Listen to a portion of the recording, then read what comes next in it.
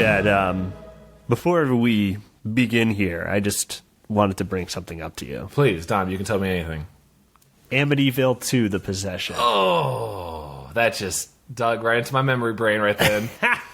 Oh, what a great time that was. Well, we go to the New Beverly. If you wanted to find and kill us, that'd be a good place That's to do a good place to find us. Amityville 2, Wow. The Possession is exactly the type of movie we want to see when we go to the New Beverly. It has everything. It has everything you want. Also, the fact that I had the main girl from the movie there to announce it also at another level. Oh, yeah. She was the French exchange student from Better Off Dead. Great movie. Awesome movie. Crush of my childhood. Crush of my childhood. Also didn't realize at the same time that she was one of the babes from Bill and Ted. That's right. So, double crush without me realizing it. Mm-hmm. And she introed the movie because she's in the movie. It's weird to watch that whole movie knowing that she's there because it has everything. It has Evil House. Yes. It has... demonic possession. Demonic possession. It has a Muppet in stone in the basement. Wait, oh, yeah, what was that? Okay, so if you don't know, Amityville Horror 2, by the way, is a prequel to the Amityville Horror. Which is based on the real murder that happened at the house that began the story of Amityville. So this is based on real events. Yes, well, a real event and someone's interpretation as to why they carried out the action. It'd be like saying, I haven't seen the newest version, but it'd be like doing like the murder of O.J. Nicole, or whatever, like the trial of O.J. Simpson, that new series where everyone was like, sure. But if midway through the series, suddenly a scene happened where O.J. talked to the devil, and it was presented as if this is what happens. Like, I would have taken the different route where we follow OJ as he tracks down the real killer. Sure, okay, yes, also that one. But like, yeah. It's like, whoa, okay, so this is all, according to you, this is all real. But there's like a basement where there's one shot where there's a Muppet hand embedded in stone. And it's like reaching. But you never see it ever again. You never see it ever again. I mean, it's spooky, but you never see it ever again. And it's written by our guy, Tommy Lee Wallace, the guy who wrote Halloween 3. Oh, another God. great time. Yeah, that was great. So it has that. It has so many things stolen from Poltergeist.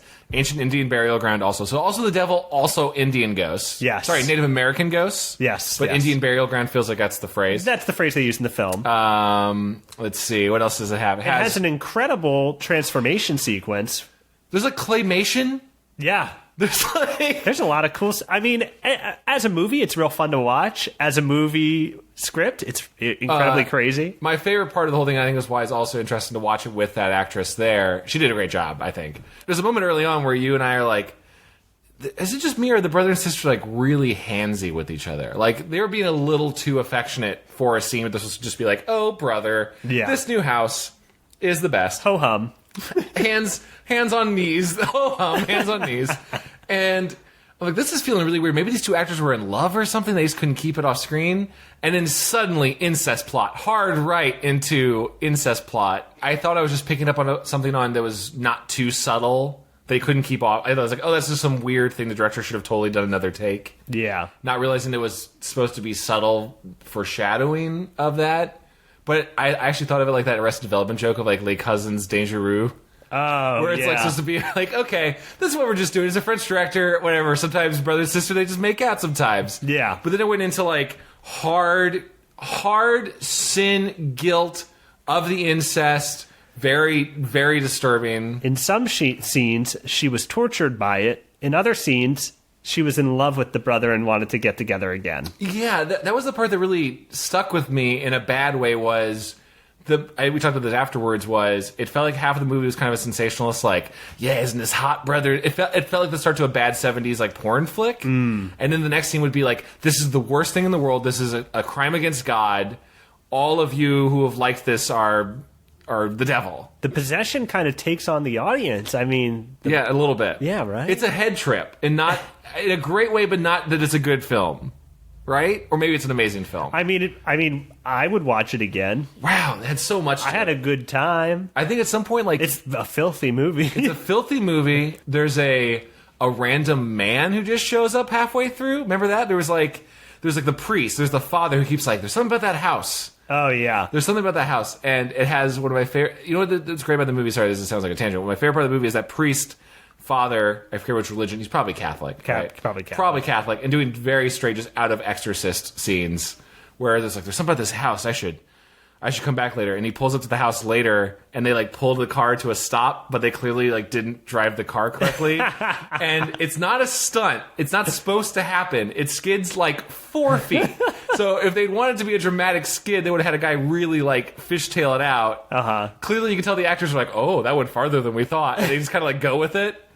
But the priest has this random dude who just hangs out with him. He's just in half the movie, and it's never established what he is. No, he's just a friend who he was going fishing with.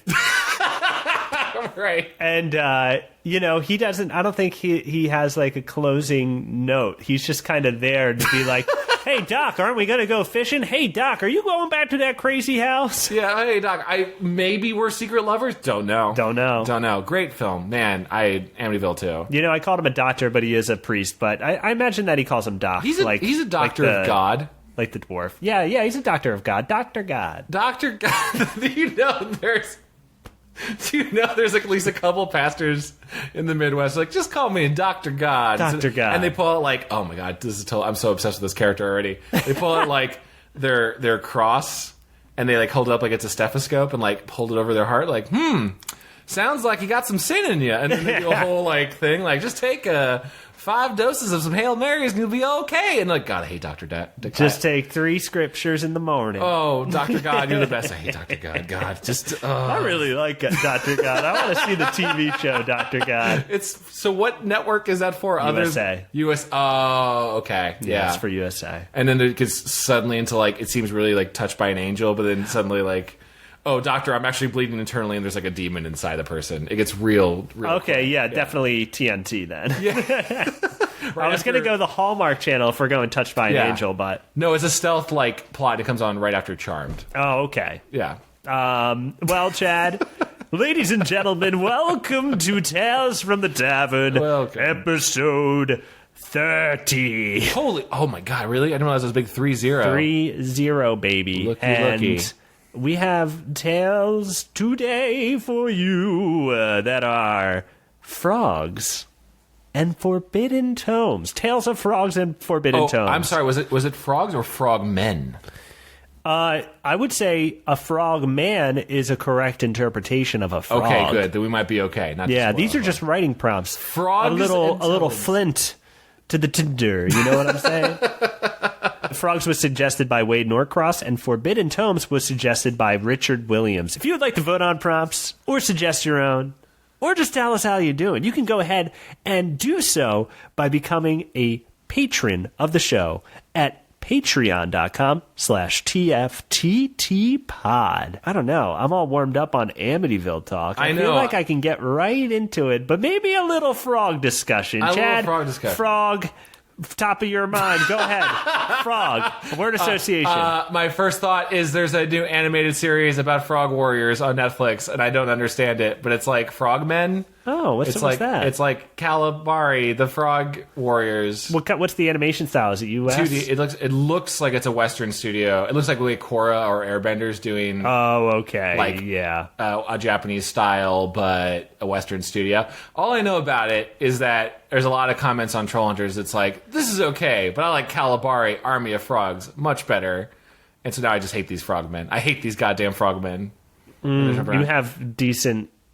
have a decent reason to hate the frogmen. I mean, you wrote on Troll Hunters, the Guillermo del Toro show. Yes. Featuring men and boys. Wait, where are you going with this? I was going to say men who hunt trolls, but that is not the case. Well, they're young There's men who are interested in the trolls, but it's young boys. Yeah. And as far as I'm aware of, 0 frogs in the show. That might be someone's main complaint, honestly. They just love the idea of frogs. Yeah, how come there wasn't a frog troll? Why wasn't there just a frog just around somewhere on a lily pad? That's really just hurting the whole thing. I had I'm watching an anime. Oh, good. Okay. Yeah, I'm watching Hunter x Hunter. Have you seen this show? No, what is that? What is that about? I see it all the time. It's awesome. Okay. I would say if you watch the first 2 episodes, you would love it. Give me a rundown of the plot. It's a fantasy world full of monsters and treasure and bounties. And there are hunters who are basically adventurers who take jobs for hire, I Okay. believe, and thwart these monsters and claim these riches. It's basically an anime fantasy show. Is it like Monster Hunter the anime kind of thing? No, not really. It's about these three guys who are going to become hunters. As the second episode, I'm only 2 episodes. Okay, in. sure. I assume they become hunters because there are over 150 episodes, I think. At some point, they'll probably kill something. It's an awesome show. You would really enjoy I'll it check just it out. because it's so tight. It's such a well-written show. I gotta say, I've always kind of wished in the real world there was some modern equivalent of like a quest board. That's always been an idea in like video games and stories. It always felt like, if that just was out there and it was a real thing to do, like a daily mob to go get. I feel like I set it up in a real-world scenario enough in Orkspire, man. It Yeah? could work. The quest board could work. man. Yeah. Well, like, You got an odd job. I mean, it's basically Craigslist. Yeah, totally. But the town, they have a cache of gold, cache with a CHE. Sure.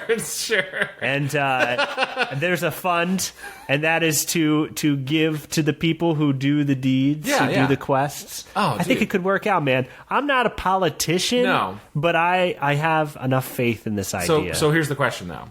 Is it going to be a real active problem? Like, the modern-day equivalent would be you go down to the Whole Foods, and there's the quest board next to the Whole Foods. This is L.A. It's like Los Feliz area. Mm-hmm. And it's like, hey, there's a giant, dangerous pothole on 3rd and Western. If you want to fill that, 10 XP for you. And then we all like, yeah, we're all going to go fill it. Or is it like, hey, there's a monster in Griffith Park. If you can go slay it, it's like a dude in a suit who's like part of a government program, and you get to have fun like hunting him. Oh, weird. No, that's super dark and strange. No, you don't kill him. You don't. He would die. It's like a fun. People would kill It's him. like LARPing. like LARPing. Yeah, maybe every once in a while someone will be like, oh, they pulled out a real like weapon and got him. But it'd be fun for a while. Yeah, it would be like Pokemon Go. Yes, that's what Pokemon Go should have been. Yeah, catching real people in costumes. If they had said, hey, somewhere in Santa Monica is a dude in a Pikachu costume, and if you catch him. There's a beacon coming from him. He's special. Yeah. He's a gold Pikachu. Yeah, you kind of have a proximity to where he is. You don't know exactly where he is. But Yeah. you can find him, and he's yours forever, indentured servant or something. Or maybe he gives you a Pikachu in the game. I could do that. Yeah, they should do that. Remember when they started doing that and they were like, "Oh, this is a waste of money." Do you remember? It's viral marketing. With Pokemon basically. Go? Not Pokemon Go, but an example would be BioShock 2. Wait, tell me. Do you remember when they hired people to wear like these outfits and like deliver like scrolls to people? Wait. And people went to the beach and like found bottles with notes in them. And like there were all these pieces of all this stuff, and it was just a waste of money because it didn't make anybody buy the game. Oh, no, probably not. It was like they distributed a record, and like it was crazy the type of stuff that they did for this game. But yeah. For BioShock 2. I vaguely remember that now. Yeah, there was like some sort of map of like things washed up on shore from Rapture. Oh my god, yeah, I was so into that for about a week. I mean, it's neat, but it is a waste of money. I mean, if you want a blog to write about your stuff, you just have to send them a press release with the trailer. Yeah, that's pretty much all you need. My favorite one, and I guess it's less for promotion, more for the fans, but still just show how pointless that is. Gravity Falls. At the end of Gravity Falls, were you following the treasure hunt? I wasn't following the treasure hunt, but I knew that they did something. The short version of it is that, to his credit, Alex Hirsch did this like thing where you had to follow clues from the last episode, and it took months afterwards where he started, and you had to go to like Russia, and I think there's one in Japan, and there was a couple ones in America, and he basically like plants all these clues in real places. Really cool. The whole internet had to work together to find this final giant statue of a character looked like Bill Cipher, this giant triangle man, right? Yeah. My favorite thing about it was I was reading this Reddit master thread that had like collected all of the weeks and weeks, and like it's cool. People are talking from different parts of the world with each other to cooperate, and like, hey, we got this piece. What does yours say? Mm-hmm. The LA one in Santa Monica or Griffith Park was like this giant 3,000 piece gold puzzle that if you put it together, there's going to be like a message on it. Mm-hmm. And you had seen all of these different cities where they'd gotten their shit done. They went to Japan. They found a certain message on one of those, as it sounds so terrible because I don't remember the name, like those like prayer tags you can leave. Oh, sure. Like they found that one instantly. They went to a museum in Russia and found one behind a painting. Got it. Like, so the California one was just this puzzle, was the next steps to the whole world of Gravity Falls fans are waiting. And it was like, we're assembling the puzzle at Golden Apple. We're running out of time. It's getting late. Everyone has to go home. So we're all debating on who gets to take the puzzle with them. And it was like this clearly like 10 terrible fans were just like, the whole fate of the whole puzzle was like, Jim's going to take the puzzle with him tonight. Okay, update next morning. We haven't heard from Jim. We're all debating on who will get to keep the puzzle after this is done before we build any more. It was like, like the worst thing. And all these Reddit comments were just like, just fuck all of you. Just put the puzzle together. Like, like they were trying to find like libraries to get together to do the puzzle in, and just it was so clearly not what he wanted to happen. Oh no! Great, I love ARGs. Oh, that's horrible. I love. How did it end? They eventually, it's actually pretty cool. You can find video of it. It eventually led to, because Gravity Falls takes place in an area like Oregon. I don't know if they ever said what state, but it led to a place in Oregon, like a certain woodland area to match part of a map. And you go to a certain area, and like a family. It was kind of sweet. Like a family with little kids went out there first, and they like live streamed the whole thing. And they found this giant Bill Cipher statue in the woods, exactly where it had said it. Like they had shown a photo of. Very cool. And there was a treasure chest in it that had like a bunch of fake money. I think like $200 in real money in different currencies. Like an art book signed by the creator, and I think there was like a custom MP3 audio playing where he did a bunch of characters all like saying, "Congratulations, you did good job." So it's like not a huge amount of thing, but it was pretty cool. That's fun. Yeah, it's nice. Well, hey man, what do you say we get right into the fantasy of our own? I would love to. That sounds wonderful. Tales of frogs and forbidden tomes. Let's go, Chad Chaddington. Take me away. Let's go.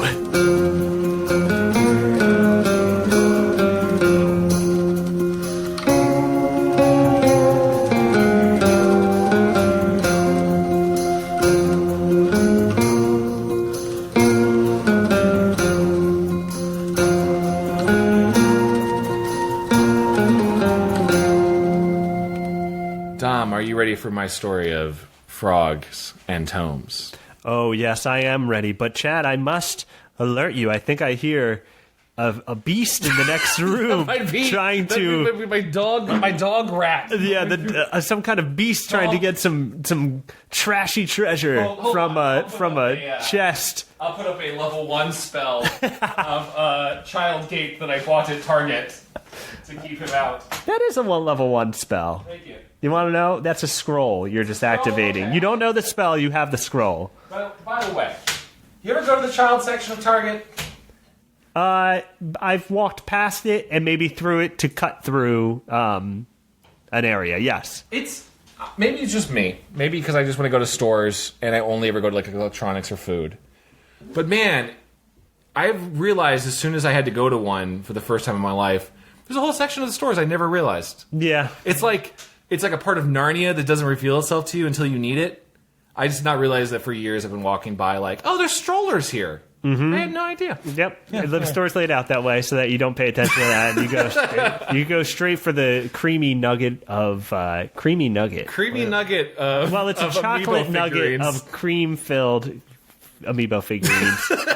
Dead set in the center. I'm just that dude in sandals and gym shorts getting amiibos on Saturday morning. Yes. That's hey, I'll just tell you, take a trip to the outdoors section next time you're there. Yeah? I bet you haven't been in there too much. Oh, you see, here you don't understand. I mean, I love wicker chairs. No, I'm talking like a basketball. Oh, yeah. A tennis racket. There's cool stuff back there. No, you might buy some of it. You might get inspired. Yeah, I understand. Anyway. Frogs and tomes. Forbidden tomes. Forbidden tomes. The story, another tale in the land of Ragnarok, which we've been to a couple times. The war-ridden, animal, creature-filled, humanoid-filled world of Ragnarok is just called The Marauders of the Desert. Are you ready? I am ready. The sun boiled down on the hard dirt as a caravan of patched-together trucks rumbled along the valley. Ranch Hardless wiped the sweat from his eyes, riding in the passenger seat of the largest of the vehicles, a modified half-bus, half-ice cream truck that had painted on the side, Nice Dreams, which was also a Cheech and Chong reference, but I don't think they knew that. No, it's probably too far gone now. No, they did not know. Also, his name is Hardless? Ranch Hardless. Hardless. Yeah. Yeah. I like it. Thank you, yeah. The sun, it's like the devil's assholes bearing down on us. Tell me about it, Ranch. His sidekick and driver, a mole man by the name of Doug, shifted the rig into gear. I'm so bloody thirsty, I'm thinking of drinking some piss just to cool down. Not that I've ever done that, but I will say Jerry's tastes the best. Their fellow smuggler Jerry waved from the car in front. Ranch found himself thinking, yeah, Jerry's wood. That makes sense. He eats healthy. Ranch snapped out of his inner monologue. You're a weird mole, Doug. Just get us to the valley's edge as soon as you can. We don't want to run into... The sound of air horns filled the air, coming off the horizon, cutting Ranch off and filling him and the rest of his convoy with dread. Hail mercy, mother of gods, uttered Ranch. Doug, activate the blast panels. Boom! It was too late. All Ranch saw was a modified explosive hurtling from over the hill, connecting with Jerry's car, incinerating him and his tasty urine instantly. Oh, no, Jerry? Jerry's gone. Oh. Burned up real and quick. just echoing in the back. Yeah. The air horn siren just filling it. Oh, man. The explosion caused Doug to careen wildly to the left. The bus tipped over and rolled. And then, all Ranch knew was darkness. Ranch came to, hanging upside down with a headache that felt like his brain had been run through one of those Play-Doh food moles. I like those. Yeah, you know those? How those they are fun. always looked kind of good, and you wanted to eat the Play-Doh burger, but you didn't. Not because you knew that was nasty, but because if you ate it, you wouldn't have any more Play-Doh. Yeah, you wanted to feel it on your soft teeth. The soft Play-Doh on your teeth, right? To feel it on your soft teeth is like... I had very horrible teeth. I always want to eat them so bad. Back to the story. Yeah, sure. Ranch looked around in the dim light of the cave he was in. He could see the bodies of his caravan members hanging next to him. Some were just part there. One was like just a finger hung up, which is weird, Whoa. Ranch thought. Put that in a little box somewhere. Doesn't seem worth it. Ranch was a cold man who always thought efficiently. That's why he was alive still. Around him in the darkness, the sounds of drumming and chanting filled the room. Now with his eyes adjusting to the flickering light, he saw them. Dozens of pasty-skinned humans wearing trollish masks, smallish in stature, as if they were children, slamming their hands down in front of them in complicated finger patterns, laughing and hollering. The largest of them all, with a large trollish devil mask, walked towards Ranch. He poked him with a spear and uttered, "You mad, bro?" No. "Fuck," Ranch sputtered. "The meme marauders." No. The meme marauders. I know of the meme marauders from a tweet This might that have you been- made. I was having too much fun with a tweet and decided to just keep going with it. The albino abominations around him chanted, "You mad, you mad, you mad, you mad." Ranch had heard of these savages before. They often struck in the night, swarmed outposts with supreme numbers, and pulled up all your nice vegetable beds that you worked so hard on. Jerks. Yeah, jerks. Ranch always wondered if the Marauders knew how tough it was to create something, to pour energy into something and give it life. And all they did was consume and shit on things. Literally shit on things. No one knew why, but that was kind of the worst part of cleaning up after the raids. You'd be trying to bury your dead, and then there was also poop all over your burying tools. By the five gods, he hated them. "Just kill me, you big walking hemorrhoid," growled Ranch. "I've been all over Ragnarok. I fought the Gatorade serpent, and I climbed the Epcot sphere. And if the last thing I do before I die is tolerate your presence, then it'll be a low point." Ranch spit at the masked man, which, considering he was hanging upside down, is kind of impressive. "Bring him out," said the masked troll. The followers around him began to pound their fists again, flailing their arms like wet fish. "Ooh, that boy, that boy, that boy, that boy." Out of the nearest cavern, a terrifying squeaking sound was heard.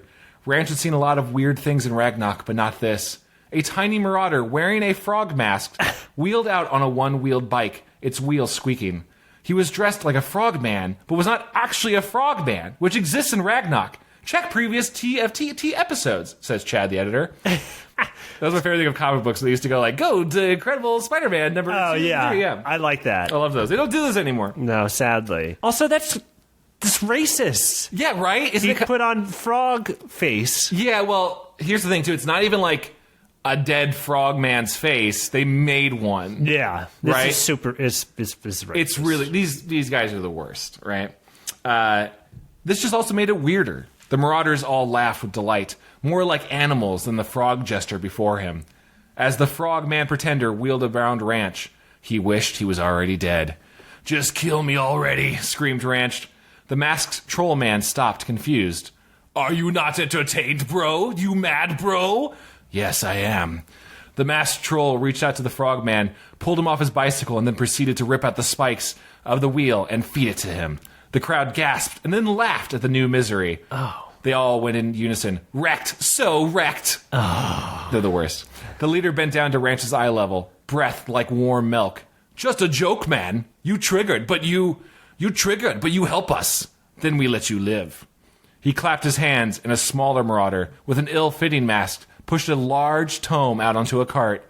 It was then that Ranch finally realized they were indeed all children, mannish children. The small marauder picked up the book, held it like it was a dead corpse, and laid it before Ranch. "What do you want me to do with this? Wipe your ass with it?" "You will tell us what it says. We can't read." Oh, it's a sad. They kind of feel for him a little bit. This was surprising to Ranch. Sure, the Marauders had seemed wild, but basic knowledge and reading was one of the only currencies one could use in this wasteland of Ragnarok. Knowing something someone else didn't was considered powerful. And if you weren't torn apart by your nearby townspeople for being cocky about it, you had collateral. Hanging upside down, Ranch could decipher the cover. It was written in old characters. He recognized it as something called Comic Sans. How old is this? He wiped away the dust and read the cover aloud. "Uncle John, Bathroom Reader 3? Ranch said. As soon as he said this, the Marauders whooped in joy. "New memes!" they cried. Ranch realized with horror what he had done. He just gave them everything they needed to keep going for decades. No! With a surprisingly quick move, the leader pulled out a sharpened metal spear and cut Ranch down. The blood rushing back to his head, Ranch felt like the world was spinning and dropping down below him.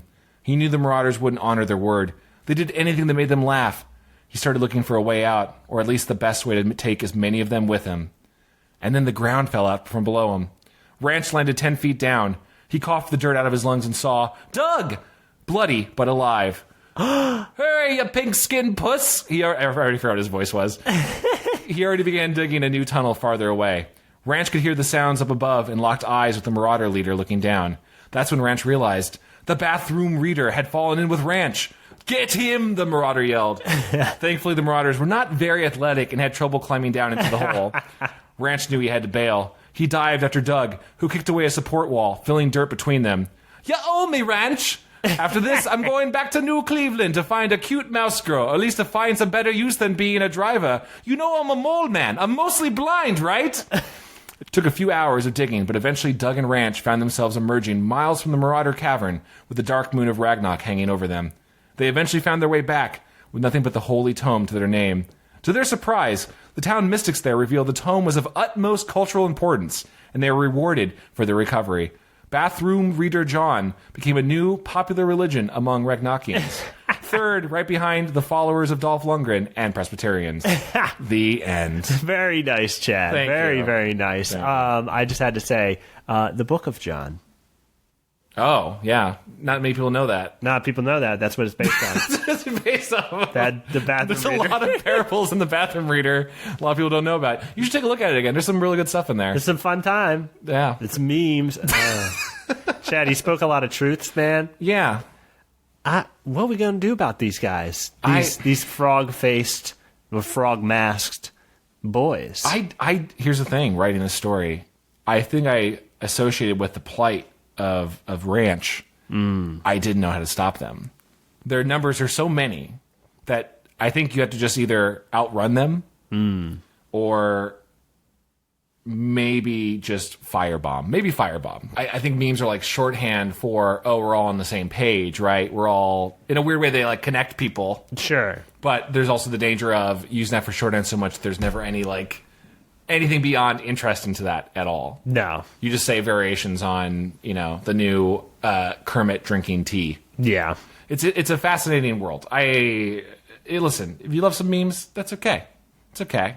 just need a little bit of everything. Man, I'm totally blanking on the documentary I just saw that was also covered with some nice insight. Oh, the Slender Man documentary on HBO. It's not amazing, but it has some interesting points where it talks about like how Slender Man as an idea and a meme is like really just kind of a cultural new version of like we used to have like when we were just oral history as a society and we were just bands of wild nomads. The equivalent of like our oral stories to tell children. Just the idea of like folk tales, that kind of thing. It's really just those versions of that moving on. So theoretically, memes are that same thing of like a common phrase or whatever it is. You can trial it back.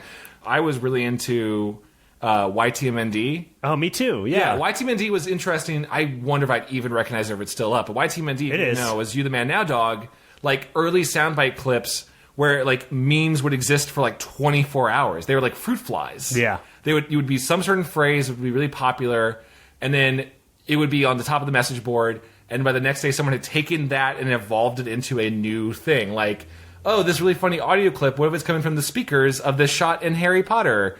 Okay, now Harry Potter's listening to it. All right, so the next day it's like, now we play off Harry Potter because that's referencing that part, but now it's a whole other phrase. That's right, yeah. It was like an evolving, mutating organism, and that was way more interesting.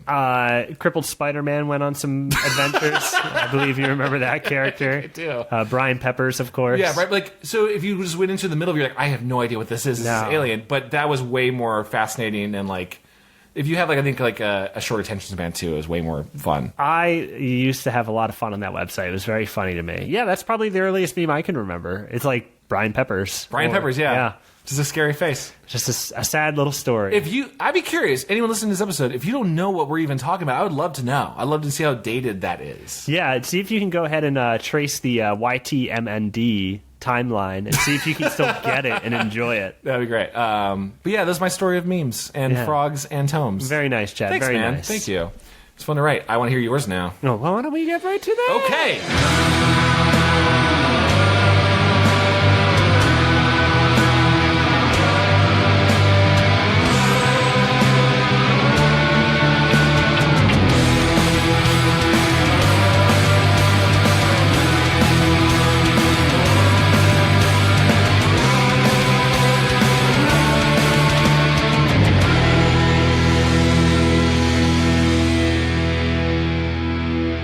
All right, Chad. This tale of frogs and forbidden tomes is called Le Frog Prince. Okay. In a kingdom of frogs, in a kingdom of frogs? Okay, yeah, that's what it says. Let's do it. In a kingdom of frogs, there stood a wet throne the size of a stepladder. On it sat Bildin the elf, his head resting on his fist, which rest on his knee.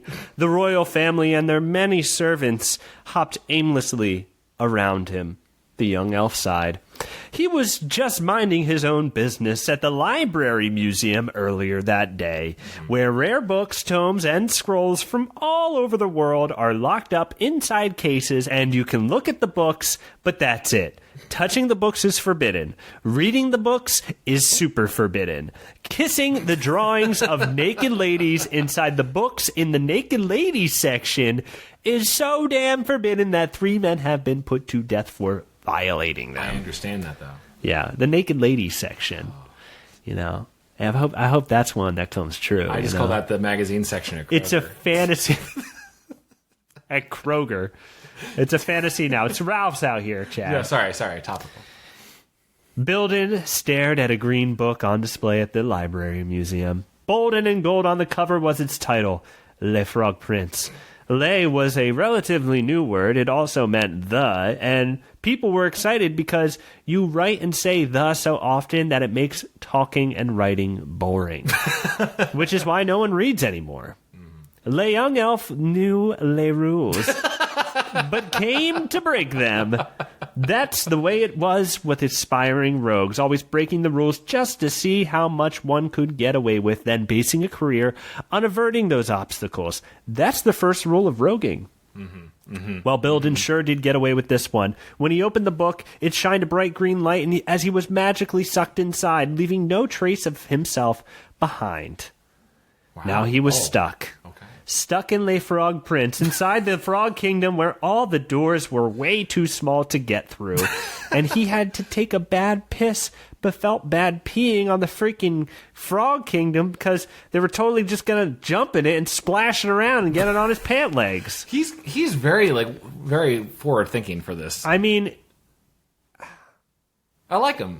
He's in a bad position. No, I understand it. Yeah, I feel claustrophobic reading this. 10 steps ahead always, this young man. By his boot was the skeleton of another daring dingus like himself. Someone else who broke the rules. Someone else who touched Le Frog Prince and was sucked inside. The elf could tell by the robe and hat that it was a magician of some sort, though its pockets were completely empty. Like a good rogue, he had checked. The elf stared at the tiny doors across from him. There was no way he could fit through. If only he was more like his hero, Sir Pickenpox, the well-known rogue from the same hometown as he. Sure, he wasn't the most famous guy, but he was a successful rogue with many daring adventures, and they were from the same hometown. How about that? Interesting. Out of complete boredom, he started talking to the Frog Prince himself as he hopped by in his little red cloak. You know how to get out of this godforsaken kingdom? The rogue asked. The frog stopped and turned to Bildin. He croaked a few times. Things are not always what they seem, the Frog Prince replied. Give me an example, the elf said. Step inside my mouth. The frog opened its mouth. Whoa. Inside was pitch black. All right, then, the fool said as he put the tip of his boot inside the prince's mouth. Whoa. He soon found himself falling into the magic mouth, the darkness enveloping him.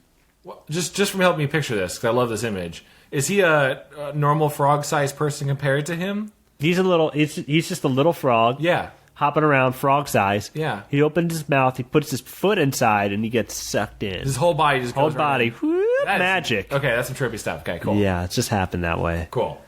Not my. I'm just reading it. This is from the world. You're just reporting the facts, Tom. I know. I understand. This is just a tale from the tavern. I mean. The amateur rogue floated through blackness until he found himself coming to inside a regal bedroom. Flowers decorated the room as the moon sat outside beyond the balcony. A really fit elf embraced the red-headed woman on the bed with silk purple sheets.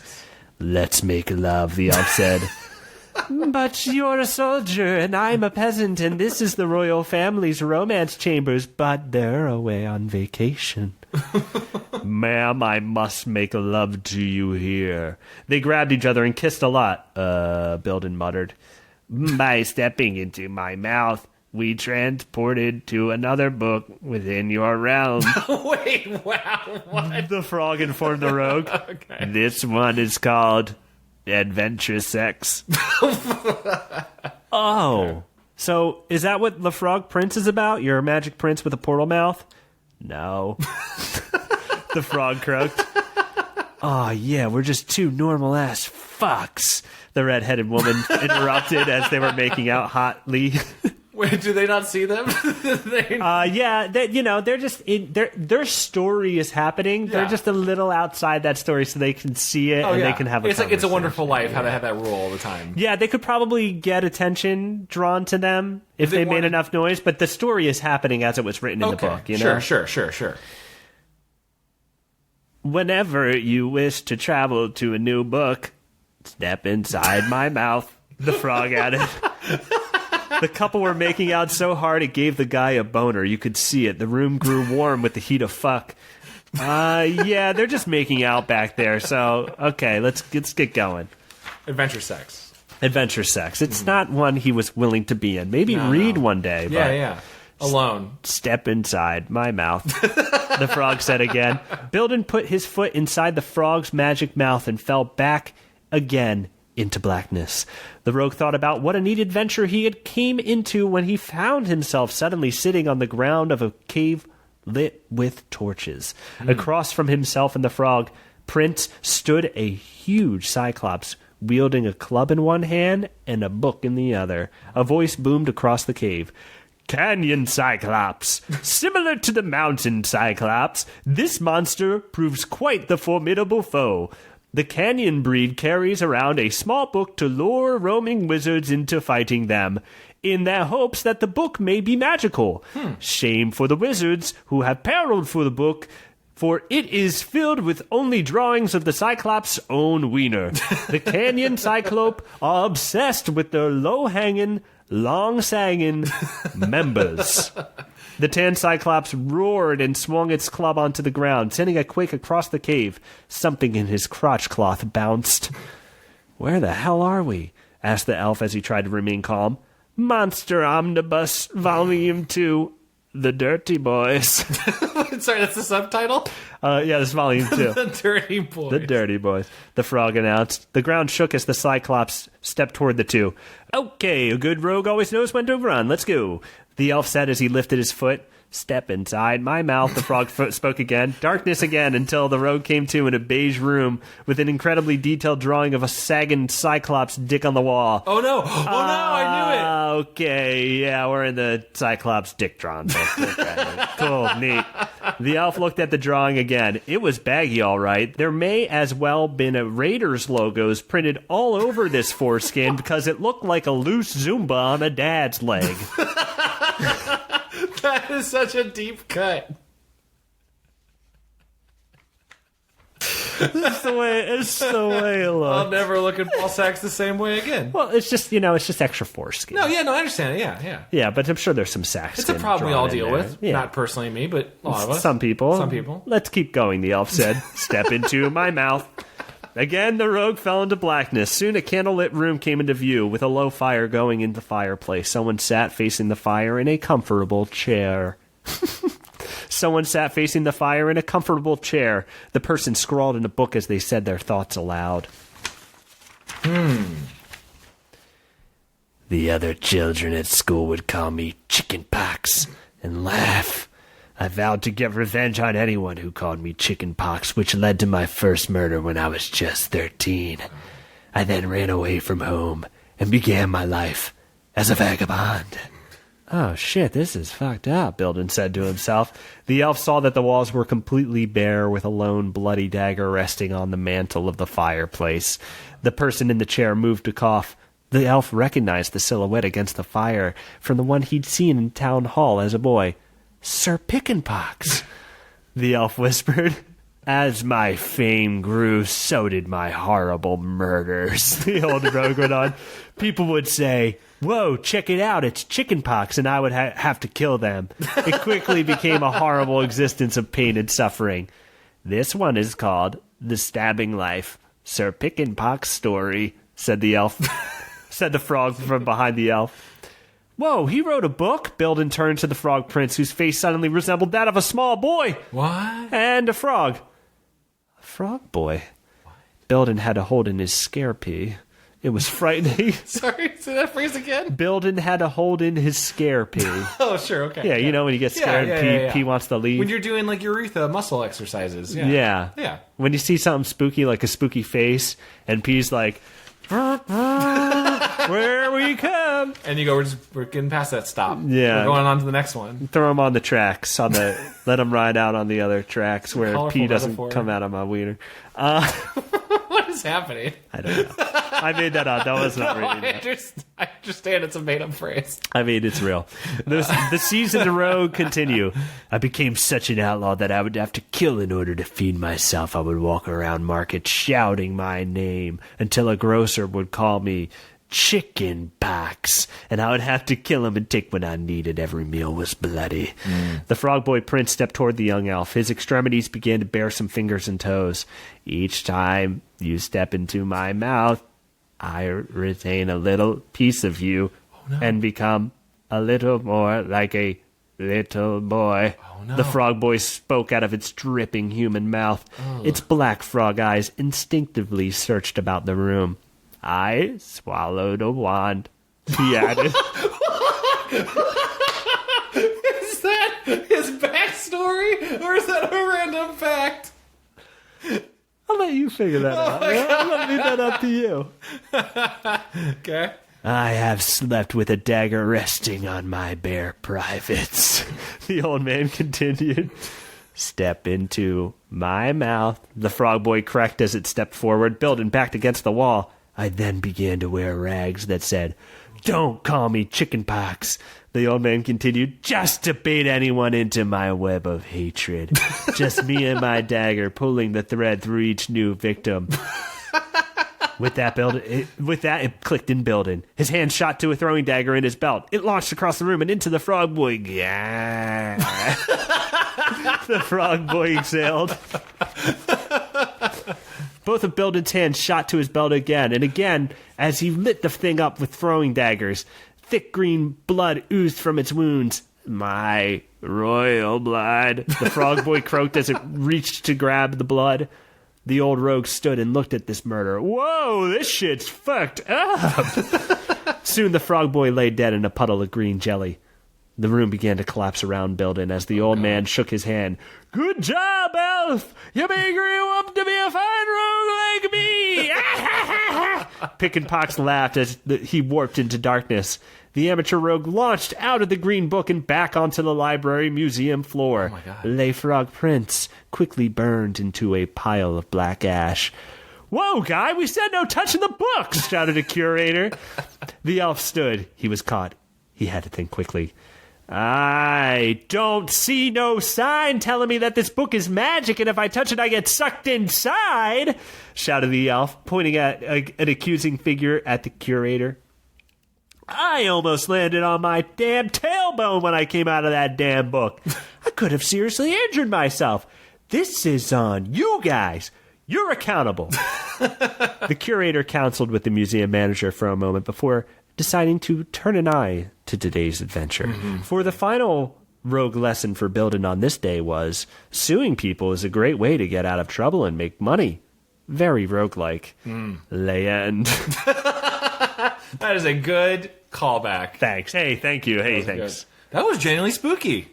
Yeah, it was, you know. The frog boy is kind of unsettling. Yeah, I wrote it. I was like, this will be fun. And then I kept writing it, and I was like, this is sad and gross. No, I loved it. It's funny that the frog boy is somehow more terrifying than Pick-and-Pox. Oh, Pick-and-Pox, his madness of killing for being made fun of. What a crazy man. May I miss it? When did because I was so obsessed with the frog boy, when did his name switch from Chickenpox to Pick-and-Pox? Well, it was Pick-and-Pox, and in his school, people would call him Chickenpox to tease him. Okay. And that pissed him off. I don't know if it was clear enough. Oh, so he already had the name. Yeah, he had the name Pick-and-Pox, but people would call him Chickenpox. Oh, yeah. I assumed he got it afterwards. Okay.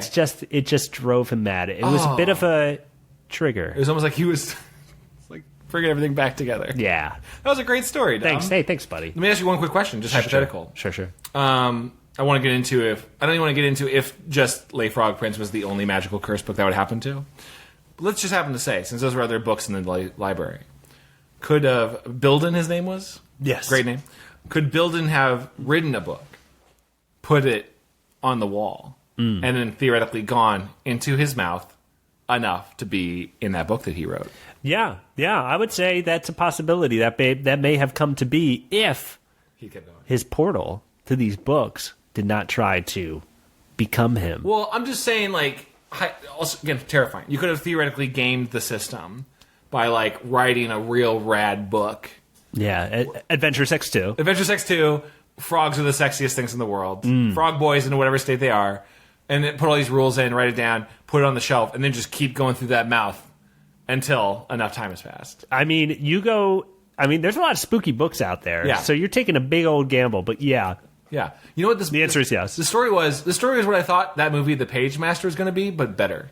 You know what? While I was writing this, I was like, maybe he should be called the Page Master. I wish that's what the Page Master was about. I was so excited for that movie as a kid, and it was so boring. Yeah. Wasn't it about just a boy who read books? It's the kid from Home Alone goes to a library, and this guy's like, oh, I'm Doc Brown. You don't know about the power of books. And then he just goes into the books. But it's 3 boring books. Oh. It's like Frankenstein. Not a titty in one? There's not a boob in a single one.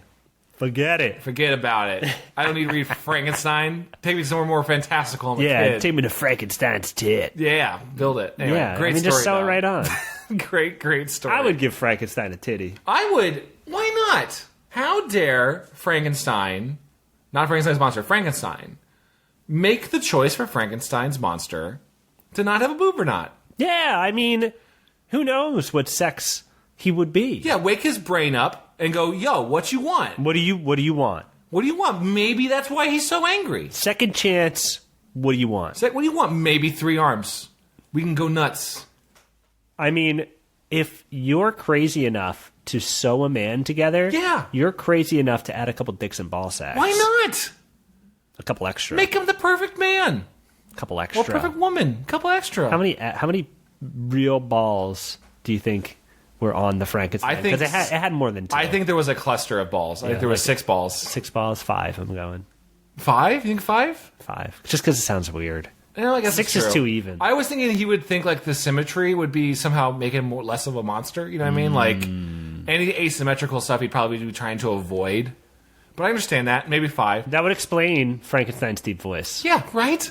Here's what I want to say. 6, but in the operating room he dropped one. Oh. And it rolled underneath like the cabinet, and he's like, "I can't get that. I'm not reaching under a cabinet for a dusty old cabinet. I'll get that when I move that furniture testicle. later. It's fine. He gets 5. It's fine. Great story, Dob. Thanks, bud. Wonderful time.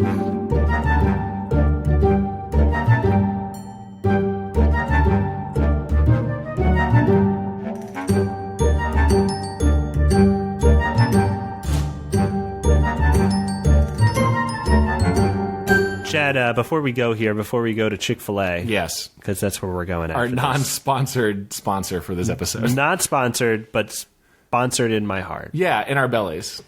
Have you seen the movie, and I'm going to guess no, but have you seen the movie Hell Comes to Frogtown? Oh, dude, I've been meaning to see it for so long. There's a dodgeball league out here that I play in that's based off of Frogtown. Oh, wow. Yeah, I've been meaning to see it. I saw it one afternoon on Sci-Fi. It's a real weird movie. But yeah, there's frog people in it. So, like, is it like, I assumed it's like They Live, but with frogs? No, it's Rowdy Roddy Piper is the last man on Earth who isn't sterile. Maybe that was the They Live thing I was thinking of. And there are frogmen. Okay. And I follow. They have kind of taken over the place. There's like a frog kingdom. Because no other men can there's no breeding of men. Yeah, so frogs are coming up. Frogs are not really up and up. There's a scene where a woman does the dance of the 3 snakes. Interesting. Is that because snakes eat frogs? Do you want me to tell you, or are you going to actually watch I want to see this movie, but if you want to share it on the podcast. No, I don't want to ruin it for everyone. Okay. But some people may be interested in it. I've always wanted to see it. Roddy Piper, I mean, also They Live is one of my favorite, just like movies of that type of like 80s sci-fi. It's such a weird movie. Okay. Roddy Piper. Great actor, man. Yeah, he is a good actor. Even Good and Always Sunny, that was him, right? Yeah. He plays that like broken up wrestler. Mm-hmm. Great. He's crazy. Like the Roddy Piper character is insane, and he committed to all of it. It was awesome. Does he play as Roddy Piper? In the movie? No.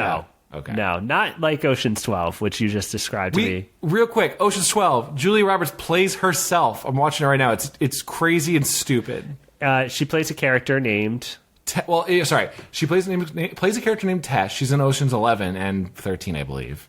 And there's a joke in Ocean's 11. It's like, you look kind of like Julia Roberts. Like, And this one, there's a plot in Ocean's 12 where they have her pretend to be Julia Roberts. The actress, Julia Roberts. Because she looks a lot like Julia Roberts. That's the joke. And then, like, that's part of the heist. And then Bruce Willis is also in the movie playing himself. And he's like, oh, hey, Julia, what's up? Why? It sounds actually kind of great, but it's not. It sounds like the worst thing. It's because this is I'm sure we've talked about it, but like any movie where they do that joke, that means now you have to think about a universe where like in Ocean's 11, George Clooney doesn't exist. Yeah, or everyone will be like, oh, George Clooney right there, or you look like George Clooney. So you can theoretically come up with what is the worst movie universe of all time based on like whoever actors are in that movie means those movies they're all in don't exist, and that's a bad timeline. Right? Ocean's 11, theoretically, there's no... what's that spy movie? In Ocean's 11, there's no Bernie Mac, so the Bernie Mac show doesn't exist. What a terrible timeline. Right? That is a terrible timeline. Right? You know, Chad, just you speaking about this right now just reminded me how much we could talk about the cinematic universes for each character, for each actor out there. Our Robin Williams cinematic universe is incredible. It's incredible. Oh my God, yeah. That's the best one. I think I will give a shout out to my friends over, I think you've met him a couple times, guys, over on the podcast, Climax, an action podcast. They've invented a one where it's all Nicolas Cage. Okay. And they all team up at the end. That's a pretty good combo. It's good. The Robin Williams one is like kind of Flawless. It's flawless. It's tight. I mean, you can't poke holes in our theory, which we are continuously rationalizing. We will get someone from the Williams estate to endorse it. Yes. Yeah. Zelda, if anyone knows Zelda. Can we... I think she'll be on board. I think we could get her on a podcast. It's a loving... She's here in L.A. It's a loving version, for sure. Patch Adams, it fits right in with all of it, guys. Well, everyone, thanks for listening to another episode of Tales from the Tavern. Chad, thank you for coming on and sharing that wonderful, sad, but true story of the Meme Marauder. I'm sorry Ragnarok is such a weird place, such a dire place. I don't think you have to apologize for the savage world which was born to you. True, I'm not. I'm just reporting the facts again. I'm just telling you tales of them. That's true. Wow. I hope that you find some joy in it, at least a little hope. I do find a little hope. I really appreciated your story. I appreciate your story. And maybe a glass of hot piss on a hot summer day. Hot summer day really just, Cool it hydrates me you. off. And I would actually love to request after this episode comes out a step into my mouth ringtone. Step into my mouth. Well, hey, I got a couple of iTunes reviews here. Do you mind if I read one here? Would you like to read one? I would be happy to read one. I'll be honored. I'll read this one here by T Crabs with a Z. It says, fun for the whole family with an asterisk. 5 stars. I've been listening to Dom stories for years, and they're just as good as ever. The guests on TFTT are always great, and you never know what you're going to get into. Great for long drives or working. Just don't work out to this podcast because you're likely to fall or drop something. And then there's the asterisk here is completed. Also, this podcast isn't fun for the whole family. Please don't make your grandma listen to it. She won't like it. Oh, I hope that's not from a real experience. I mean, I'm just going to say, I appreciate the review. Yeah. Don't you dare speak on behalf of my grandma. Yeah, there's some cool grandmas. She might love this show. There's like 3 grandmas hanging out in New Beverly all the time. I bet they love this show. Yeah. Are there? There's like one lady who looks like she's 80 and she looks cool as hell. I've seen grand men. Grand men. There's some great old people at the New Beverly Center. Are you a grand man if you aren't a grandpa? I think as long as you're of age, you fit. Yeah. A grand woman, a grand man. I'm going to call the elderly that because they are powerful. They have so much information in their minds. They're the greatest generation, according to Tom Brokaw. The grand men. The grand men. I am reading this review from Jads of All Trades, who says, you have the touch, you have the power, 5 stars. This show is so good, it made me able to beat Castlevania 3 after listening. Be somebody and listen. Wow. That's incredible. Wow, you beat Castlevania 3. Castlevania 3 is very hard. Dracula's Curse. It's a very good game. Is that the one where, which weapon do you have? Do you have a whip again? Is that the one that gave you back the whip? It's for Nintendo. You have a whip. Okay. You play Belmont, and you can acquire, I believe, a magic user named Sophia, Alucard, who shoots projectiles, or Grant, who can climb on walls. Wait, isn't Alucard Dracula? Or is that the whole point? It's Dracula's son. Oh, okay, that's what it is. That's right. Yeah. The Castlevania. Twist. It's Dracula spelled backward. Nilbog is goblin spelled backwards. Great movie from my childhood. Another one, Monster Squad, which is Alucard is in Monster Squad. Oh, that's right, yeah. They're showing that at the New Beverly next month. We gotta go. We should go. You can see us there. You can see us there. Probably. Kitty matinee, Saturday or Sunday. Who knows which one we're going to. There's a couple times during the Kitty matinee where they give away toys. I'm like, but I want a toy. Yeah, I've definitely gotten a free popcorn. Dude, what do you say next time we go? We dress up like little kids. And we don't ever say we're little kids, but we just like cute shorts and a little like beanie hat, and we just see if we get free toys. We will go as Little Rascal style, yes. 2 men in one trench coat. Yes. And then we'll be one, please. And we'll be busted, and we'll have little sailor suits on underneath. Oh my and god! We'll have big lollipops, and we'll say, "But we're just boys." And then Tarantino will be there, like, "Stop those men! They're in my next movie." They're the sailor boy. The sailor boy. All right, that's a good place to get That's going. a good place, yeah. Thanks for listening, everybody. We'll talk to you real soon. Bye-bye. Bye, everybody.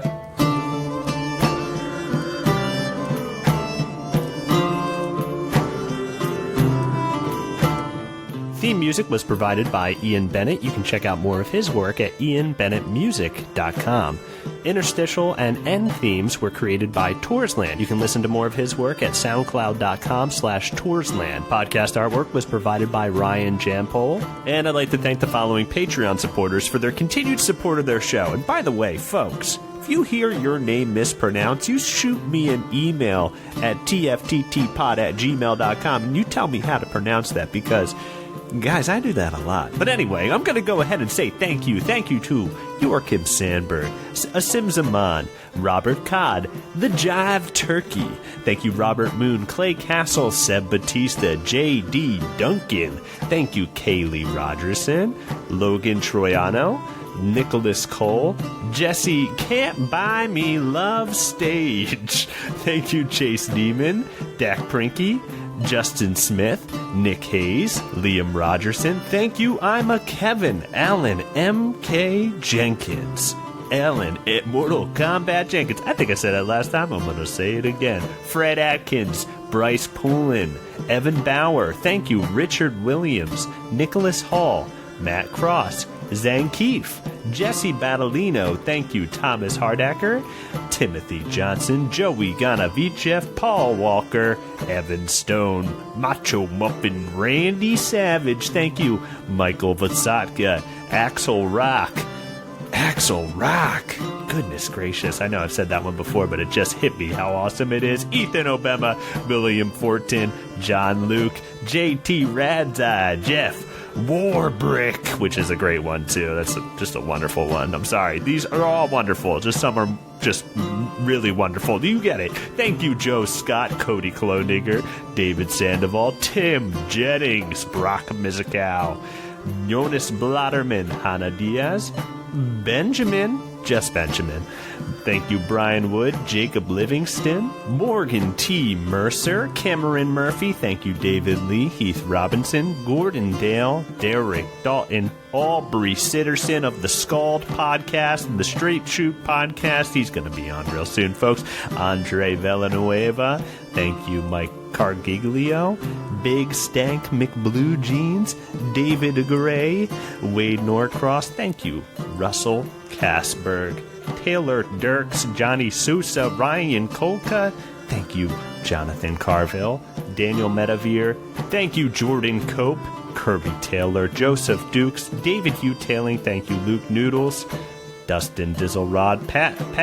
Thank you, Timothy Matt Scully. Thank you, Alex, Brian De Leon, Eric Japp, David Archer, David Watts. Thank you, Ben E., Brian Shelbourne, Connor Stewart, Hollis Hornbeak, Josh Shumnay. Thank you, Todd Bryanton, Matt Branton, Nicholas Riley, Clay McCarty, Yanni Markovina, Brad Davis.